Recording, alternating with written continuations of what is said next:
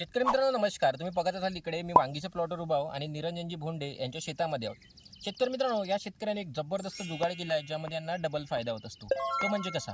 एक तर यांना जे काही कीट नियंत्रण आहे शेतकरी मित्रांनो त्याच्यासाठी येलो स्टिकी ट्रॅप लावले आहे. तुम्ही बघत असाल हे कालच लावलेले ट्रॅप आणि यावर मोठ्या प्रमाणात व्हाईट फ्लाय आणि तुडतुड्याचा जे काही चिकटलेले आहेत आणि इथं त्यांचं जीवनचक्र संपलेलं आहे. दुसरं म्हणजे तुम्हाला हे जे दिसतंय ना, हे आहे यांची चवडी भाजी. आता शेतकरी मित्रांनो, चवडी भाजी यांनी वांगीमध्ये का टाकला आहे? कारण चवडी भाजी जवळजवळ 25 ते 30 दिवसामध्ये आपल्याला काढणीला येत असतं. आणि नक्की शेतकरी मित्रांनो, सध्याचा बाजारभाव चवडीला हा खूप चांगल्या पद्धतीनं आपल्याला पाहायला मिळत आहे.